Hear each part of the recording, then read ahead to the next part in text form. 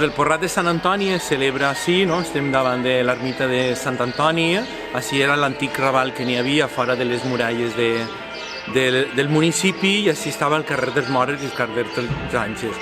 Aquesta celebració fa moltíssims anys que es fa el que era la festeta així en el mateix barri i des de l'Ajuntament ja fa uns anys que s'ha intentat donar un poc més de valor a la festa de Sant Antoni unint-se a lo que són els porrats.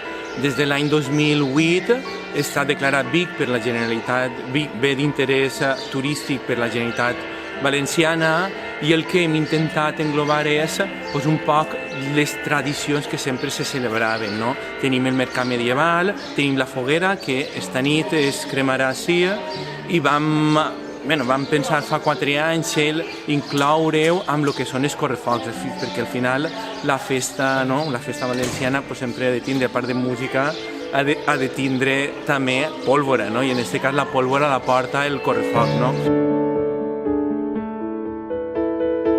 A nit vam tindre concerts i esta nit també tindrem un concert de Jonathan Penalba, no? I tenim tot ple d'activitats, un munt d'activitats per a qualsevol tipus d'edat. Tenim activitats per als més menuts, en tallerets, en algun teatret que es farà de titelles demà, n'hi haurà animació de carrer medieval i també tenim demà de matí la benedicció dels animals, la típica benedicció dels animals, que per a nosaltres sempre ha sigut tan important. Així que espero que la gent vinga, que disfrute amb nosaltres de tota la festa i tota la programació que s'ha preparat durant tot el cap de setmana.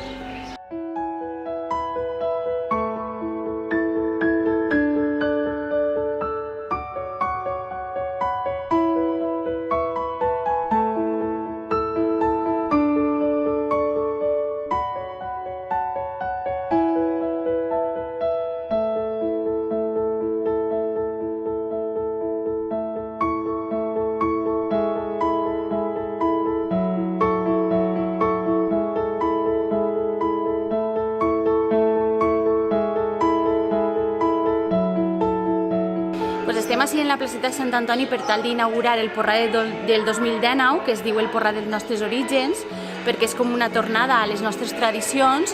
El que pretenem és fomentar tot el que és la tradició i la cultura nostra valenciana.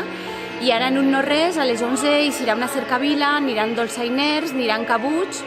Els cabuts són una novetat d'enguany, un d'ells és Carròs, el cavaller Carròs, i l'altre Ramoneta de Vilaragú, que són dos personatges clau i emblemàtics del nostre poble.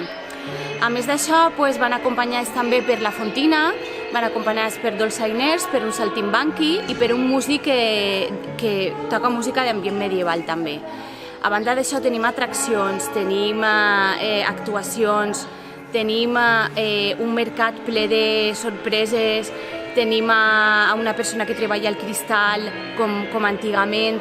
En fi, està ple de coses que es poden gaudir i anime a tota la gent que vinga. També anime a que la font està dins de la ruta dels Porrats, hi ha un concurs de fotografia que està ben dotat, vull dir, són 300 euros per a la fotografia guanyadora. Total, n'hi ha que enviar una foto a un correu electrònic. Les bases estan tant en la pàgina de la Mancomunitat com en el fullet de la ruta dels Porrats. És molt senzill participar i molt fàcil, el poden tocar 300 euros més 2 accessis. Per tant, com aquest espai és l'idoni per tal de fer fotos, animem a tota la gent que vinga tant a este porrat com a altres a que participe i faci moltes fotos.